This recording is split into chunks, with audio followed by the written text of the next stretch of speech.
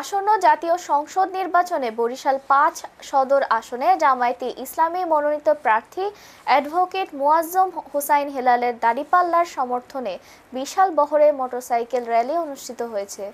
চলো একসাথে গড়ি বাংলাদেশ স্লোগানে শুক্রবার ২১ নভেম্বর এই মোটর র্যালি নগরীর রেলসপার্ক থেকে শুরু হয়ে লঞ্চঘাট, জেলগেট, নথুল্লাবাদ, রূপাতলী, ভোলা সড়ক, সাহেবের হাট হয়ে আবার বেলস পার্ক এসে শেষ হয়।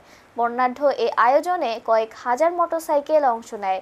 এতে শুভেচ্ছা বক্তব্য দেন কেন্দ্রীয় কর্মপরিষদ সদস্য ও বরিশাল মহানগর জামায়াতের আমির মাওলানা জহির উদ্দিন মোহাম্মদ বাবর। বিশাল মোটর শোভাযাত্রার নেতৃত্ব দেন মোয়াজ্জম হোসাইন হেলাল। শোভাযাত্রার মধ্য দিয়ে পরিবর্তনের আওয়াজ নিয়ে আসতে হবে।